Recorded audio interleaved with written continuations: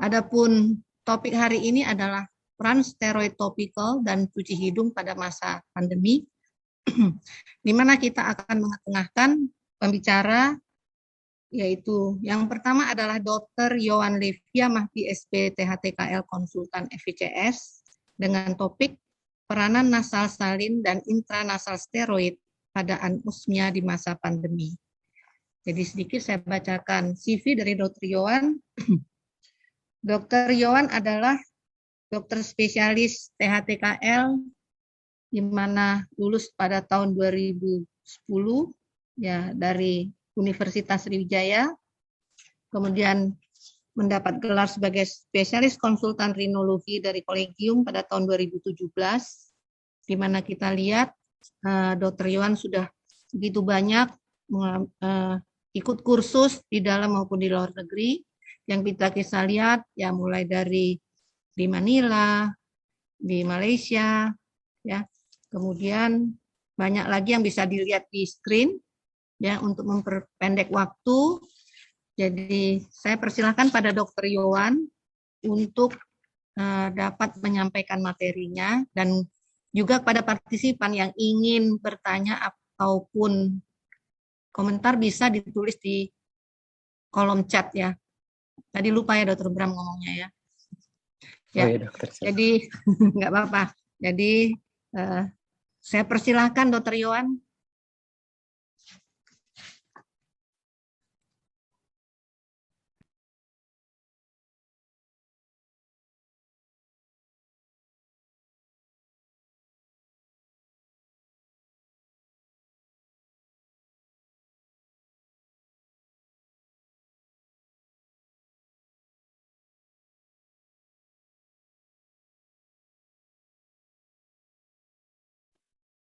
Baik, terima kasih Dr. Amla. Apakah slide-nya sudah terlihat? Sudah terlihat, dokter. Baik, saya mulai. Bismillahirrahmanirrahim. Assalamualaikum warahmatullahi wabarakatuh. Waalaikumsalam warahmatullahi wabarakatuh. Selamat siang dan salam sehat untuk kita semua. Mohon izin kepada para dokter-dokter, dokter spesialis THT, kemudian teman sejawat Perhati KL, baik di Sumsel Bubble maupun di Perhati yang lain yang berkesempatan hadir pada hari ini, kemudian kepada teman sejawat dokter umum, kemudian kepada Pak Hari, Pak Domo dari PT Dexa Medica. Mohon izin saya akan sharing satu topik yang sedang trending pada saat ini, yaitu anosmia pada era pandemi. Kemudian bagaimana sih manfaat cuci hidung dan steroid intranasal pada anosmia.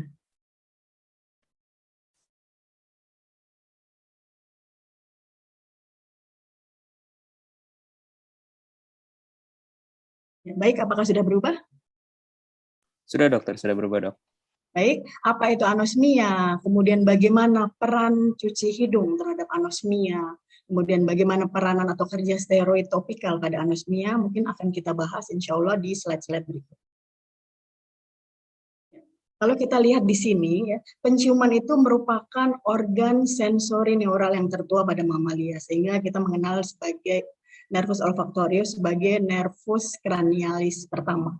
Dari gambar ini bisa kita lihat bahwa ukuran dari bulbus oculi ya, pada manusia itu jauh relatif lebih kecil dibandingkan volume otak manusia. Ya, ini hanya sekitar 0,01% pada manusia, dan hal ini sangat berbeda dari hewan-hewan seperti tikus. Tikus itu ukuran bulbus okulinya sekitar 2% dibandingkan volume total otaknya. Begitu juga dengan anjing, kemudian kambing dan macan. Dari sinilah hal inilah yang merupakan salah satu mengapa alasan bahwa ambang penciuman atau ketajaman penciuman manusia dibandingkan hewan-hewan ini sangat rendah atau sangat kecil sekali. Nah, berbeda dengan pada diagram berikut. Pada diagram ini jelas sekali bahwa walaupun ambang penciuman atau tajam penciuman pada manusia itu relatif lebih rendah dari binatang, tetapi pada manusia itu kaya sekali akan kemampuan untuk mengidentifikasi odoran. Jadi sekitar 2.000 sampai 4.000 odoran yang dapat diidentifikasi. Ya, jadi mungkin itu perbedaannya. Kemudian di slide ini kita mengetahui bahwa anosmia itu merupakan salah satu bagian dari gangguan penciuman. Mungkin saat ini anosmia memang sering ya kita cari sebagai trending topic, tetapi ternyata banyak sekali gangguan-gangguan penciuman yang lain. Seperti di sini ada yang disebut dengan normal atau normosmia, kemudian ada yang dikatakan sebagai anosmia dan hiposmia, itu karena ada gangguan atau disfungsi dari olfaktori, di mana kalau hiposmia itu kurang tajam penciuman dibandingkan anosmia. Kalau anosmia itu sama sekali tidak bisa mencium aroma. Kemudian ada yang dikatakan sebagai parosmia dan pantosmia. Kalau parosmia ini adalah interpretasi yang salah atau defisit olfaktori dari suatu bau atau stimulan. Misalnya bau ikan, misalnya bau ikan teri diartikan seperti bau karet terbakar, seperti itu. Begitu juga dengan pantosmia, interpretasinya salah. Tetapi kalau pada parosmia, bedanya pada parosmia ini ada stimulan, gitu. Jadi memang benar-benar ada ikannya. Sedangkan kalau pada pantosmia tidak ada stimulan. Jadi biasanya kayak tiba-tiba mencium bau asap, gitu ya. Dan ini biasanya berkaitan atau bau kemenyan seperti itu. Ini biasanya berkaitan dengan halusinasi. Kemudian ada juga yang dikatakan sebagai presbiomia. Jadi penciuman yang menurun pada usia lanjut. Baik, kemudian terminologi lain ini mengatakan bahwa pembagiannya itu berdasarkan kuantitatif dan kualitatif. Ya. Jadi kalau hiposmia, normosmia, anosmia itu hiperosmia lebih ke kuantitatif, ya, olfactory dysfunction, sedangkan yang kalau kualitatif itu interpretasi yang salah dari bau yang seperti parosmia dan pantosmia. Kemudian kita ketahui bahwa bau itu sebenarnya akan mempengaruhi perilaku dan mempengaruhi kualitas hidup. Di mana misalnya pada keadaan sakit, gitu ya, pada keadaan sakit pasti sakit atau misalnya lagi flu, otomatis hidung tuh akan buntu, gitu ya, hidung buntu, tidak nyaman, gitu ya. Sehingga nafsu makan itu juga berkurang. Jadi ada problem dengan makanan ataupun bila ada gangguan penciuman, kita juga tidak bisa membedakan antara makanan yang segar dan makanan yang basi. Ataupun misalnya ikan yang segar dengan ikan yang busuk, misalnya seperti itu. Jadi ada masalah di problem makanan dan mempengaruhi kualitas hidup pastinya. Kemudian juga problem dengan masak gitu misalnya, ini juga akan berpengaruh sekali penciuman ini pada orang-orang yang sehari-harinya bekerja sebagai tukang masak, chef, atau barista, pembuat kopi, yang benar-benar atau sangat mengandalkan penciumannya untuk pekerjaannya. Kemudian juga bau ini juga akan mempengaruhi perilaku sosial, kemudian emosional problem juga pastinya, karena dan bisa mengakibatkan depresi, serta yang paling penting lagi bau ini juga sebagai proteksi, di mana apabila kita tidak bisa mencium, mungkin kita tidak bisa apabila ada bau-bau yang ada kebakaran gas ataupun ada kebocoran ya, kebocoran bahan-bahan kimia, dan ini sangat berbahaya pastinya.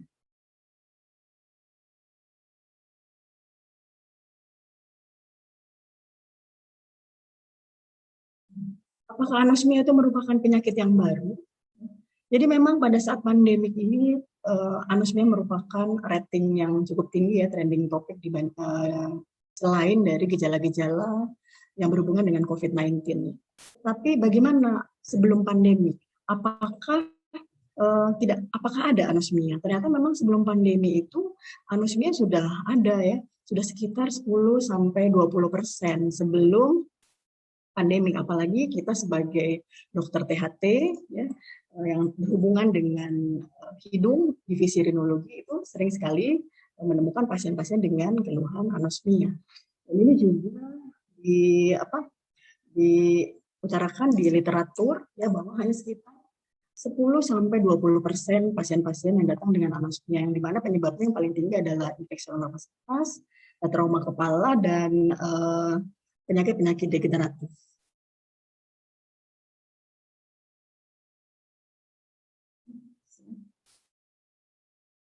Nah, ini adalah penyakit-penyakit yang sering datang ke divisi rinologi THT, dan pasien dengan gangguan anosmia maupun hiposmia seperti polip, rhinosinusitis kronis, kemudian non-alergi, ya, rinitis atopik, kemudian rinitis alergi, ya, yang jumlahnya dari yang paling tinggi ke yang jumlah terendah dengan anosmia.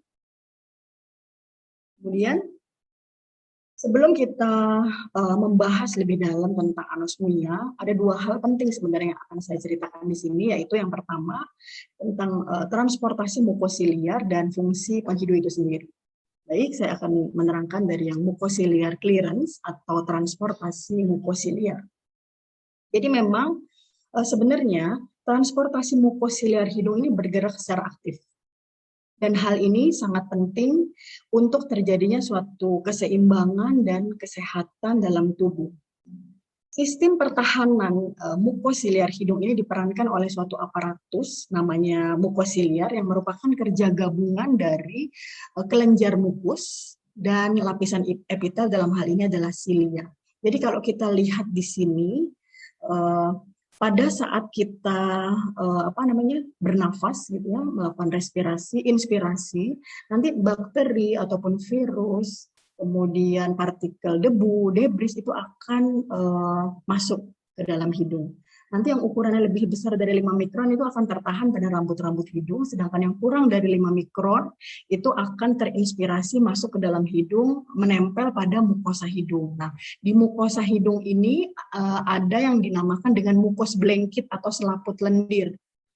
Yakni ini yang warna pink, ya. Ini namanya ada dua lapis dia, ada yang lapisan gel atau gel layer, dia ini lebih tebal dan lebih lengket. Gitu ya.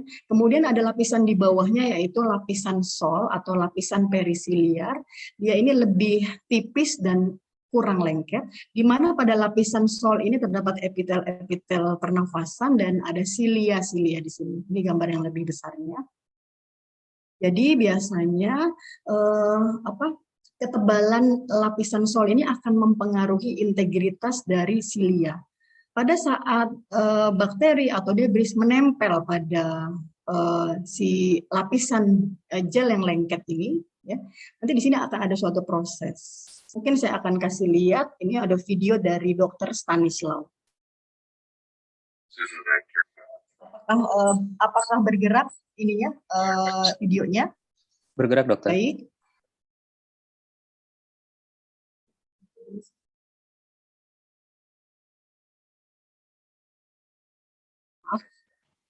Jadi pada saat bernafas nanti partikel debu, debris, dan virus, bakteri itu dia akan menempel pada selaput lendir, ya, yang warna hijau itu adalah gel layer yang dia bentuknya lebih lengket.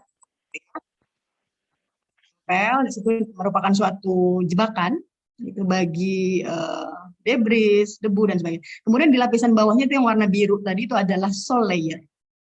Dan di bawahnya lagi ini ada lapisan tempat si silia ini melekat. Silia ini berupa suatu tentakel kecil, ya, yang ukurannya itu ada 1000 kali lebih kecil dari selai rambut manusia, ya, dan gerakannya benar-benar asimetris, ya, asimetris, dan dia seperti efek domino bergerak, ya, seperti orang menari, mungkin gerakannya seperti orang berenang yang ada active stroke dan recovery stroke. Itu kalau kita lihat di mikroskop elektron gambarannya seperti karpet, ya, yang dengan skala 5 mikron. Nah, silia ini berada di yang warna biru itu sol layer, ya. Pada keadaan tertentu silia itu akan mencapai gel layer yang warna hijau, ya, lapisan lengket, sehingga dia akan bisa mendorong si gel layer ini ke arah nasofaring dan membawa debris, bakteri dan virus ini ke arah nasofaring, ke arah belakang. Seperti itu. Nanti mungkin kerja dari cuci hidung itu nantinya akan ke sini ya apabila ada masalah di transportasi mukosiliar ini. Pada manusia normal gerakannya sangat cepat, bisa 15 siklus per detik. Ya, 15 siklus per detik, di mana bisa menggerakkan selaput lendirnya itu sekitar 10 mm per menit. Ya, ini kalau kita lihat pada mikroskop elektron, tampak sekali pergerakan dari silianya itu ya, yang digambarkan sebagai noktah yang hitam itu.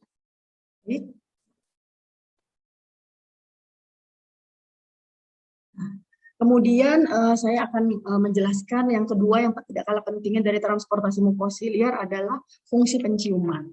Kalau dulu memang kita mengetahui bahwa fungsi penciuman ini hanya kerjanya si nervus olfactorius saja, tetapi tidak demikian. Dengan berkembangnya ilmu, fungsi penciuman bukan hanya kerjanya si nervus olfactorius saja, tetapi oleh nervus-nervus yang lain, yaitu yang kedua adalah nervus trigeminus. Bukan olfactorius saja, juga bisa trigeminus, di mana nervus trigeminus ini bekerja atau lebih sensitif pada bau-bau yang sangat tajam dan menyengat.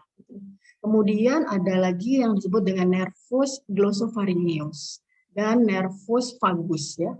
Ini bekerja pada penciuman melalui jalur retronasal, itu dari mulut biasanya. Kemudian kalau kita lihat di sini saraf penciuman itu sangat dalam jumlah banyak ya, 6-30 juta yang tersebar pada olfactory epitel yang berada pada olfactory cleft. Kalau dulu kita hanya mengetahui penciuman itu letaknya di di atap hidung, di olfactory cleft saja ya. Tetapi dengan berkembangnya ilmu pengetahuan ini saat ini ada area penciuman pada mukosa hidung ya ditemukan, di mana ini ukurannya lebih kurang 5 cm di sini. Bagian depannya ini di bagian anterior dari konika media, kemudian di bagian posteriornya dia berbatasan dengan bagian anterior dari sinus sphenoid, kemudian di bagian medialnya dia bersinggungan dengan septum, dan di bagian lateralnya dengan konika media dan konika superior. Nah, kalau kita lihat pada gambar ini ya, ini yang nomor 4 ini adalah epitel hidung. Di mana pada epitel hidung itu terdapat olfaktori ya, nervus olfaktori, di mana di sini ada dia punya 2 lengan ya, dia bersifat bipolar. Ke bawah ini adalah dendrit dan ke atas ini adalah akson. Nanti akson ini akan melewati, nomor 3 ini akan melewati tulang cribriform yang menuju ke intrakranial. Di intrakranial yaitu di bulbus glomerulus ini akan bertemu dengan sel mitral dan sel glomerulus. Kemudian akan terjadi potensial aksi, di mana terjadi perubahan energi kimia menjadi energi listrik, kemudian dihantarkan ke traktus olfaktorius, kayak kendaraannya itu ke otak. Dan nanti di otak sendiri nanti ada pembagiannya lagi.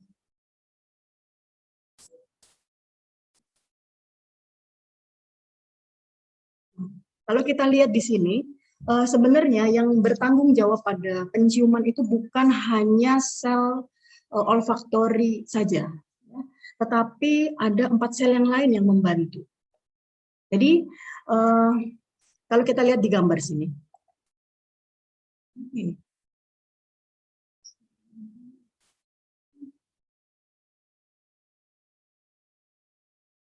bentar, mohon maaf.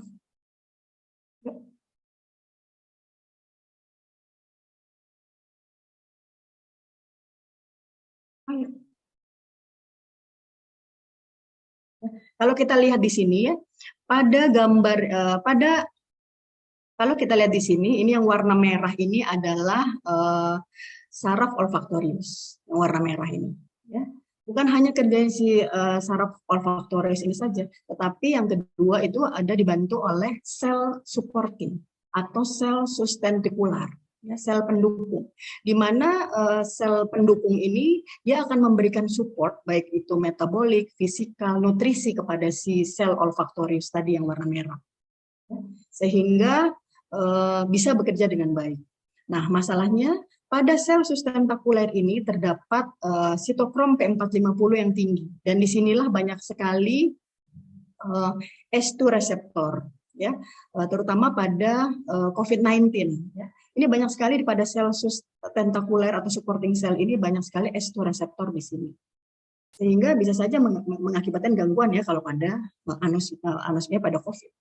Kemudian selain itu, selain sel sustentakuler ada yang disebut juga dengan sel basal. Sel basal ini yang warna hijau ini, diletaknya di basal di bawah, yang dia ini bersifatnya itu imatur, tetapi dia memiliki kelebihannya, dia bisa meregenerasi sel. Jadi dia bisa berubah menjadi si sel olfaktorius yang merah ini, dan bisa dia berubah menjadi sel sustentakuler yang orange ini. Nah, sel basal ini dapat beregenerasi, berganti itu setiap 6-8 minggu sekali. Sehingga kita bisa menebak gitu ya, oh anosmia pada COVID ya kemungkinannya ya tidak jauh ya, sekitar waktu itu akan dia pulih seperti itu. Kemudian ada sel yang lainnya lagi adalah Brush cell, ya, Brush cell-nya ini dia juga sebagai afferent dari trigeminal. Ya. Kemudian ada Klenger-Bowman. Klenger-Bowman ini berfungsi memproduksi lendir, ya. Yang lendir nanti akan berfungsi untuk menjebak odoran atau stimulus bau itu dan akan melarutkan.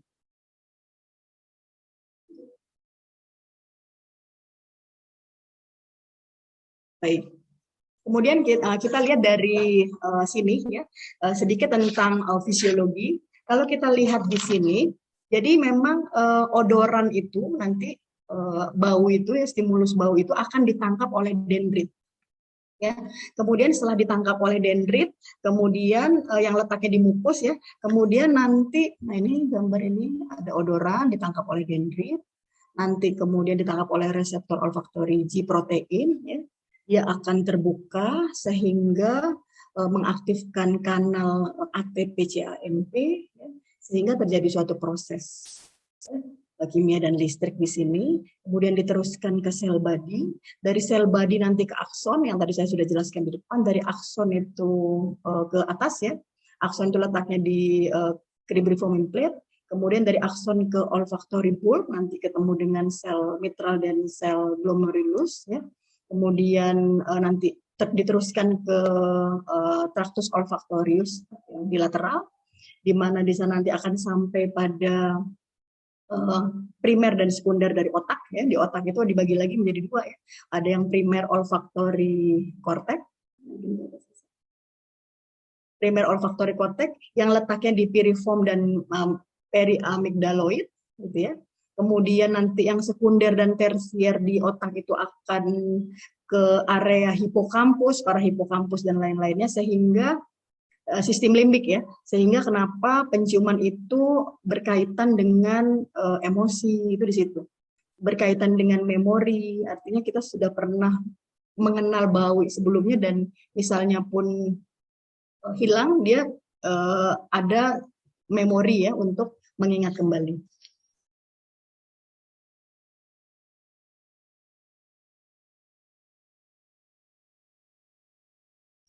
Bagaimana sih perjalanan anosmia pada COVID-19 ini?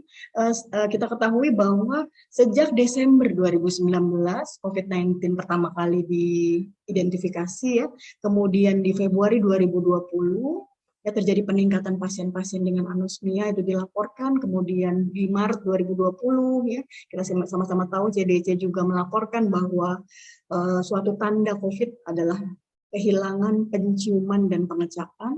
Kemudian AAUHNS tahun Maret 2020 juga merilis bahwa suatu tanda atau alat ya kita sebagai dokter, salah satunya adalah anosmia sebagai penanda COVID-19, dan dari April 2020 hingga kini banyak sekali dilakukan penelitian-penelitian yang berhubungan dengan anosmia.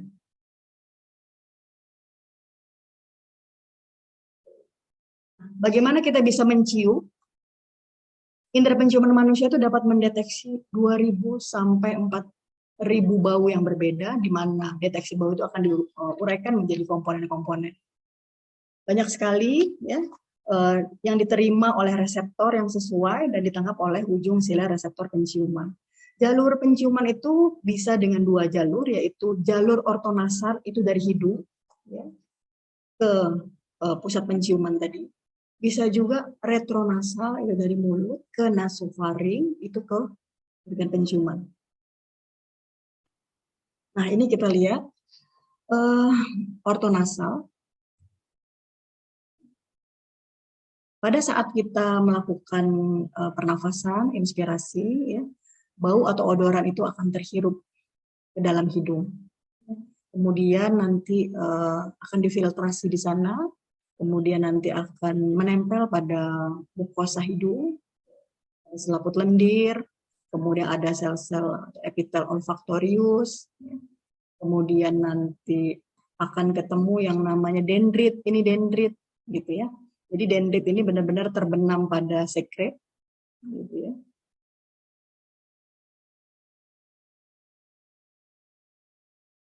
Ya, jadi odoran akan lengket pada mukus, ya, merupakan suatu jebakan, kemudian ditangkap oleh dendrit seperti yang tadi saya jelaskan, kemudian akan langsung dibawa ke atas ya ke nasal body, kemudian ke akson, kemudian ke bulbus olfaktorius, traktus olfaktorius hingga ke otak. Nah, bagaimana yang retronasal? Pada yang retronasal,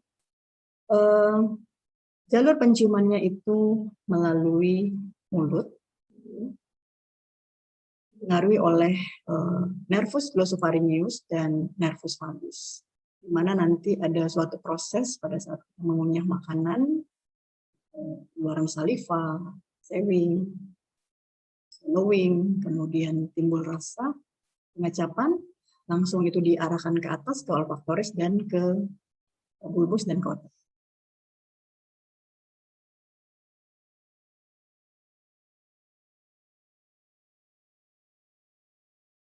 Bagaimana sih bila pasien tidak bisa mencium? Sebagai dokter, pasti kita sering menemukan pasien yang datang dengan gangguan penciuman, nggak bisa mencium. Apakah kita langsung mendiagnosis anosmia atau hiposmia? Tidak. Kita harus tetap melakukan protap, melakukan anamnesis, melakukan pemeriksaan fisik, ya, melakukan pemeriksaan penciuman sederhana, nanti akan saya jelaskan di belakang. Kemudian melakukan pemeriksaan penunjang apabila dibutuhkan. Mulai dari anamnesis. Pada anamnesis biasanya kita tanyakan, onsetnya ini sejak kapan? Apakah sudden loss smell, gitu, tiba-tiba, misalnya dia pasca trauma, atau pasca operasi iatrogenik, atau pasca trauma hidung, trauma wajah, trauma otak, gitu ya. Kemudian apakah dia ada infeksi saluran nafas atas sebelumnya, atau post infeksi seperti COVID-19, itu perlu kita tanyakan. Apakah dia gradual loss, jadi secara bertahap tiba-tiba, oh mungkin di dalam hidungnya ada polip, ada massa sinonasal, kemudian proses penuaan, ini juga gradual loss. Ataupun dia no memory sama sekali. Jadi memang dari masih kecil tidak pernah bisa mencium. Bagaimana fluktuasinya? Bagaimana tingkat keparahannya, durasinya, dan apakah ada masalah dengan pengecapan? Selain ini juga bisa ditanyakan neurodegeneratifnya, apakah ada masalah. Kemudian apakah bekerja atau sering terpapar dengan bahan-bahan kimia, bahan-bahan beracun, ya. Kemudian apakah mendapatkan terapi current medication ya yang terbaru, dia minum apa nih, konsumsi apa dalam baru-baru ini. Kemudian apakah ada riwayat keluarga. Lalu kita lakukan juga pemeriksaan fisik. Ini jangan lupa, sebagai dokter THT kita harus melakukan tetap pemeriksaan fisik. Pemeriksaan THT-nya kita mesti lihat. Bisa dengan menggunakan telenasoendoskopi dengan 0 derajat, ya, 0 derajat, atau 30 derajat untuk melihat ke olfaktorik level, melihat ke atas. Jadi kita lihat pemeriksaan hidungnya, apakah ada sekret, apakah ada crusting, apakah edem, apakah inflamasi, bagaimana keadaan konka media, ya, konka superior, septumnya bagaimana, gitu ya. Kemudian apakah ada polip di situ, apakah ada trauma, gitu. Bagaimana keadaan olfactory cleft-nya. Gitu. Kemudian juga jangan lupa selain pemeriksaan THT juga kita lakukan pemeriksaan neurologi. Apakah ada tremor pada pasien, apakah ada ataksia, apakah ada kelemahan pada sisi tubuh, kemudian apakah ada instability. Lalu kita lakukan pemeriksaan penciuman. Karena kalau misalnya kita langsung pasien gitu ya, oh Bapak, Ibu ini anosmia, hiposmia. Itu pasiennya rasanya nggak puas ya. Wah kalau gitu saya udah tahu dok gitu. Tapi setidaknya kita melakukan pemeriksaan penciuman gitu ya. Pemeriksaan penciuman bisa dengan kuesioner secara subjektif. Kemudian bisa juga dengan melakukan psychophysical olfactory assessment seperti sniffing stick test.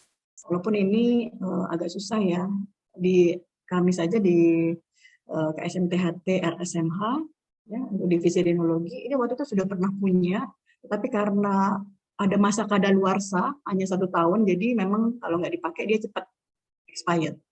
Kemudian apakah diperlukan pemeriksaan penunjang yang lebih efektif seperti MRI untuk melihat kelainan-kelainan di otak, gitu ya. Lalu kita lakukan pemeriksaan penciuman. Pemeriksaan penciuman ini bisa dari jalur ortonasal dari depan, ya dengan menghirup odoran langsung di depan hidung. Bisa juga dengan jalur retronasal. Ya. Salah satunya dengan penyuntikan fursultiamin ini, sehingga didapatkan bau bawang putih. Nanti kita lihat di slide berikutnya. Nah, ini adalah jalur ortonasal. Yang pertama ini adalah dengan menggunakan sniffing stick test. Ini saya sih udah cari-cari tahu nih harganya sekitar 10 sampai 15 jutaan sih ya.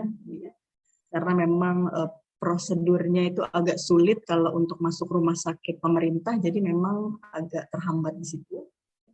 Untuk sniffing stick test, dia ini tidak begitu objektif sebenarnya, hanya semi objektif. Tetapi ini bisa digunakan.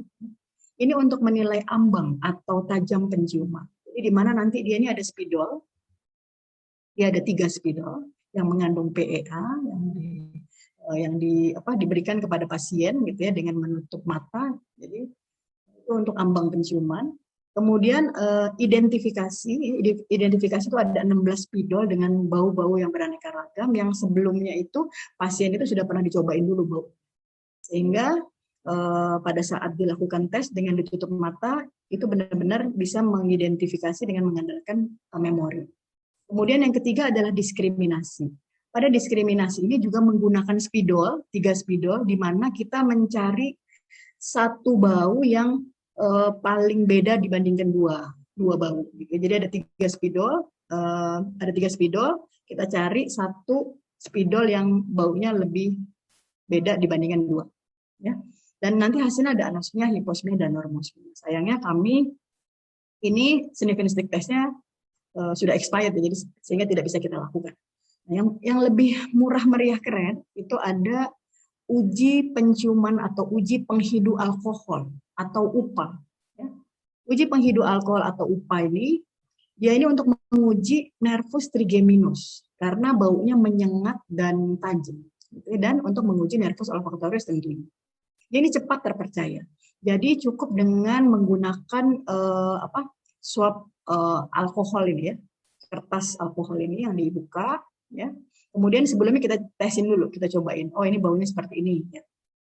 Setelah itu pasien ditutup matanya, kemudian pet alkoholnya itu dibiarkan terbuka dan ditempatkan lebih kurang 30 cm dari hidung, ya, di bawah hidung. Ya. Kemudian dengan setiap ekspirasi pet alkohol ini dimajukan 1 cm sampai pasien itu dapat mendeteksi bau. Ya. Diulang terus sampai 4 kali, kemudian diambil rata-rata. Batas normalnya adalah 15 cm, ya, itu normal. Kalau kurang dari 15 sampai 6, 6 sampai kurang dari 15 itu hiposmia, dan kalau kurang dari 5 cm itu adalah anosmia. Mungkin ini bisa kita lakukan dalam praktek sehari-hari. Kemudian untuk tes penciuman yang kedua, Tes penciuman yang kedua itu kita bisa menggunakan uji penghidu intravena atau UPI dengan menggunakan alinamin. Ya, kalau dulu ada alinamin, cuman sekarang kayaknya udah susah nyari alinamin ya. Adanya nih fursultiamin HCl atau vitamin B1 ya. Ini dan stopwatch. Jadi caranya kita injeksikan 1 ampul ya, fursultiamin ini dengan dosis lebih kurang 5 ml dengan kecepatan yang konstan selama 20 detik. Jadi agak cepat. 20 detik kita pakai stopwatch. Kemudian nanti pasiennya itu boleh matanya ditutup atau merem agar lebih fokus. Pasien itu diminta. Nanti kalau misalnya tercium bau bawang, nanti angkat tangan ya. Kemudian setelah itu juga subjeknya atau pasiennya kita minta kalau bau bawangnya itu sudah hilang, nanti angkat tangan lagi ya, seperti itu. Nah, waktu pertama kali tercium bau bawang itu didefinisikan sebagai nilai onset. Dan lama waktu bau bawang tercium sampai bau bawang itu hilang didefinisikan sebagai nilai durasi. Jadi memang benar-benar harus kita pakai stopwatch. Untuk nilai normal, nilai onset itu 15 detik. Dan lama waktu bau atau nilai durasi itu 100 detik.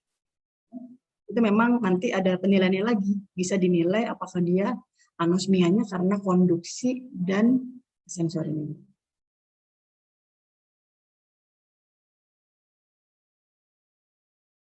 Nah, kenapa kita tidak bisa mencium? Ternyata gangguan penciuman itu bisa kita bagi menjadi gangguan konduktif, gangguan sentral, ataupun gangguan post-viral. Kalau di sini seperti itu.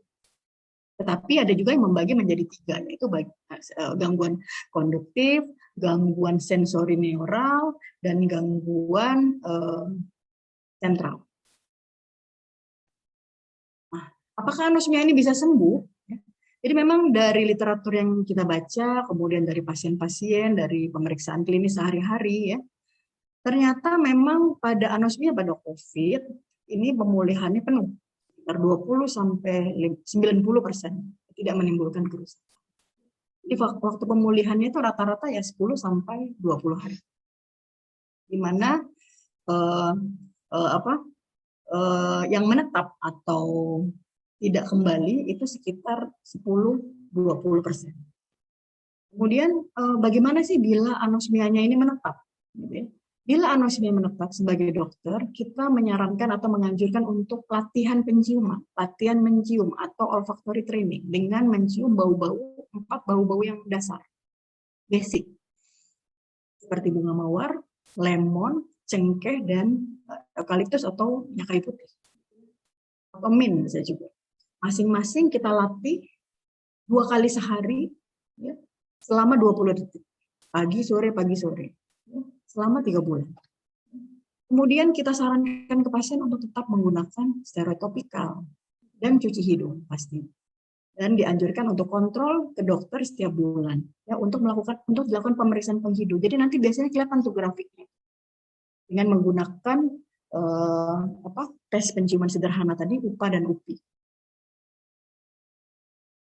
Bagaimana mengatasi anosmia pada COVID-19 sendiri?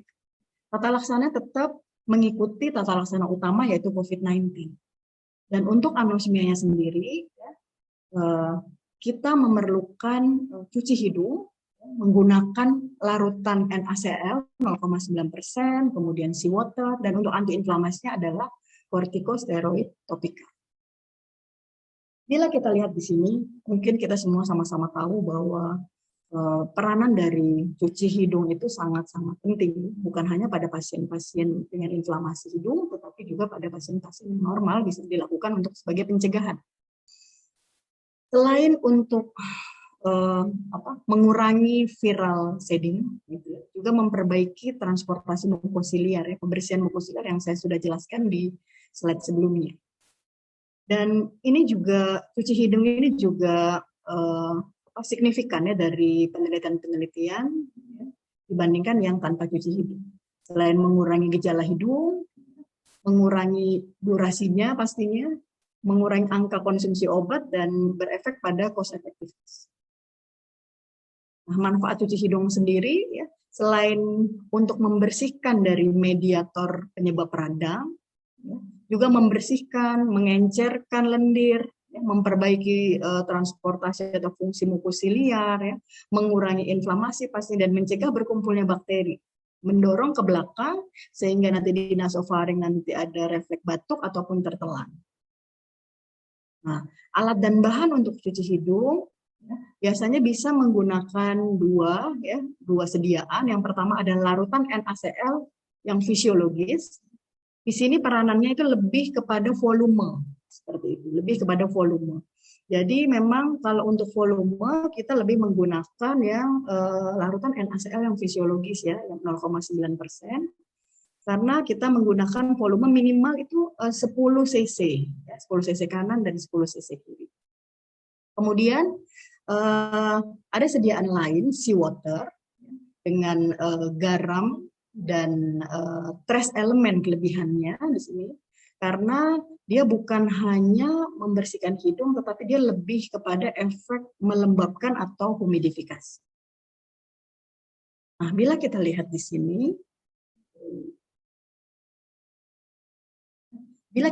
sini, memang cuci hidung itu sangat berperan untuk secara mekanik ya. Secara mekanik itu membersihkan mukus, lendir tadi ya, membersihkan dan humidifikasi.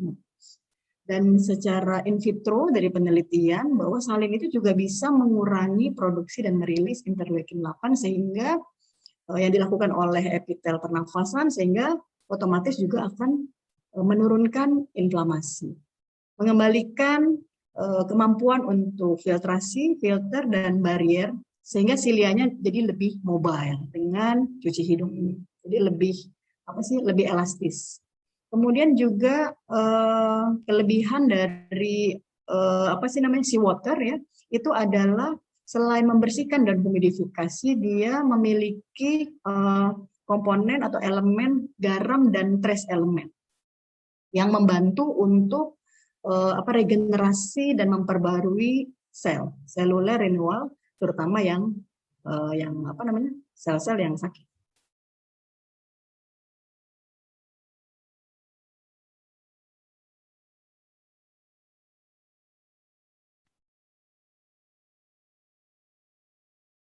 Nah, kalau kita lihat di sini dari penelitian ya, dikatakan bahwa memang nasal salin irigasi ini dapat mengurangi virus masuk ke dalam hidung.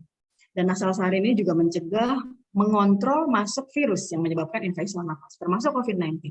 Jadi mesti diingat bahwa nasal salin itu bukan untuk membunuh, tetapi lebih ke mengurangi, gitu ya, mengurangi virus masuk ke dalam hidung. Kalau kita lihat di sini,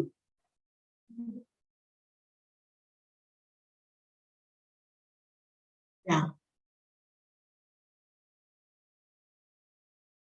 Nah, kemudian intranasal steroid. Intranasal steroid ini juga dari penelitian juga cukup efektif pada pasien-pasien dengan COVID-19 walaupun terbatas, tetapi masih terus sampai kini dilakukan penelitian-penelitian terkait dengan intranasal steroid ini. Di mana dengan dosis dan waktu yang berbeda, banyak sekali studi-studi mengemukakan bahwa dengan intranasal steroid ini memperbaiki dan mengembalikan early recovery ya dari fungsi penciuman.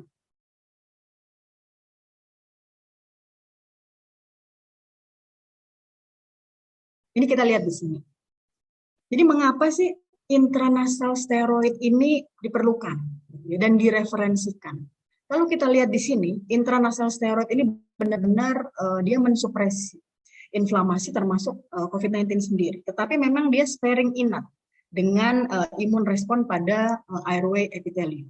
Jadi yang terpenting sebenarnya adanya peningkatan dari surfaktan ini. Surfaktan apa sih? Surfaktan itu adalah protein sebenarnya. Protein yang ditekan sebenarnya.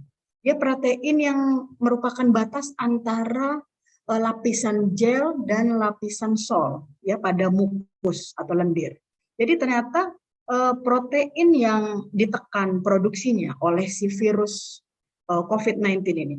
Jadi pada aerofolis, sehingga intranasal steroid ini dapat mengikuti konsep dari United Airway, bekerja untuk memperbaiki refleks bukan hanya hidung tetapi juga bronkus nanti pastinya, jadi refleks nasal bronkial atau bronkonasal.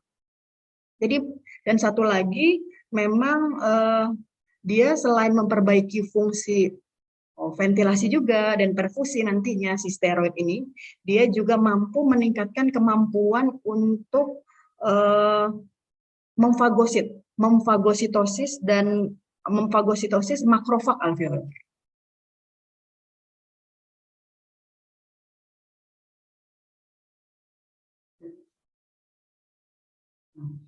Bagaimana cara penggunaan steroid topik? Jadi ada beberapa posisi. Yang pertama adalah posisi headback position. Duduk, kemudian kepalanya dongak ke atas. Tetapi ini biasanya cairan steroid yang masuk itu mengenai meatus inferior atau di bawah konka inferior. Kemudian ada posisi yang berbeda yaitu Meigin position.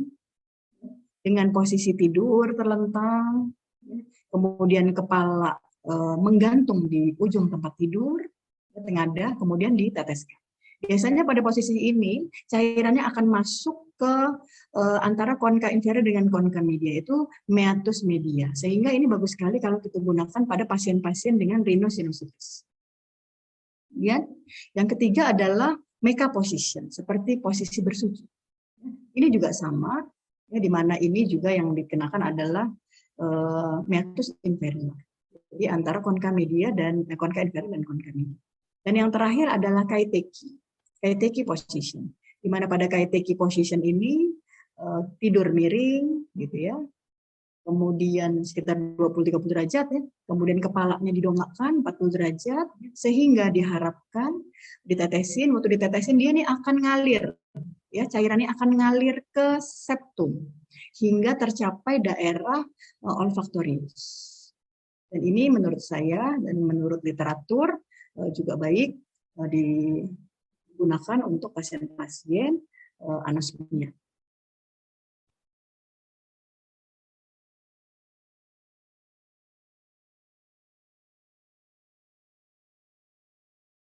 Nah, berikut adalah jurnal gitu ya, American Journal ORL, di mana steroid ini juga memperbaiki ya percepatan untuk penyembuhan penciuman pada COVID-19.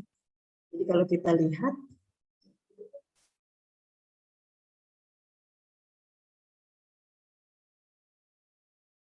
jadi kalau kita lihat dari 100 orang pasien yang dibagi menjadi 2 grup. Grup pertama itu 50 pasien mendapatkan mometasone.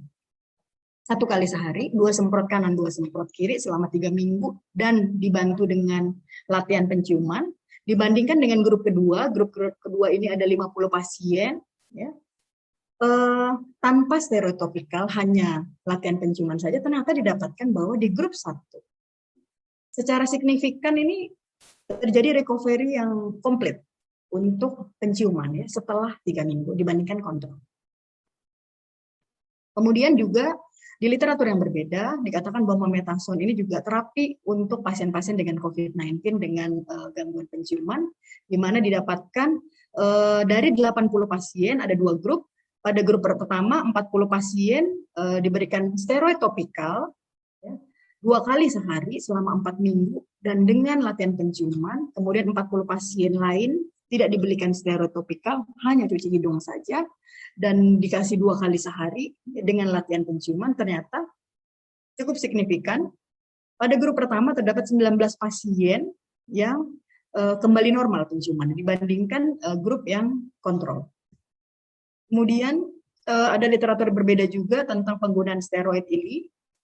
Ternyata didapatkan penggunaan steroid topikal pada anosmia dan penggunaan steroid oral pasta ya, pada pasien-pasien dengan disgeusia atau hilang pengecapan pada COVID-19 didapatkan pada grup yang pertama penggunaan steroid ya dengan gangguan penciuman ya dan steroid pasta ya untuk yang gangguan pengecapan tadi. pada grup yang pertama, kemudian yang grup kontrolnya ini nggak dikasih apa-apa, ternyata hasilnya sangat signifikan, terjadi perbaikan, ya, baik itu pengecapan dan penciuman pada hari kelima dibandingkan hari pertama. Bagaimana dengan latihan untuk mengembalikan fungsi penciuman atau olfactory training? Sebenarnya nih olfactory training ini sudah sejak lama, sejak 1997 oleh Prof. Thomas Hamel, yang tujuannya untuk meningkatkan sensitivitas dari fungsi penghidup. Ini sebenarnya bisa kita lakukan dalam kehidupan sehari-hari dengan menggunakan essence oil. Bisa kita taruh di apa sih namanya? Yang penguapan itu ya. Tujuannya untuk merangsang kayak aromaterapi seperti itu. Untuk merangsang fungsi penciuman dengan 4 bau utama dasar, ya, seperti jeruk, kemudian bunga mawar, ya, kemudian minyak kayu putih selama 20 detik setiap lubang hidung 2 kali sehari. Dan diharapkan dia akan memperbaiki reseptor dari saraf penciuman yang mengalami kerusakan. Nah, mungkin yang terakhir sampai kita juga pada take home message. Ya, jadi anosmia merupakan salah satu penanda dini dari COVID-19 yang kita temukan dalam kehidupan sehari-hari pada masa pandemi ini 2 tahun terakhir ini.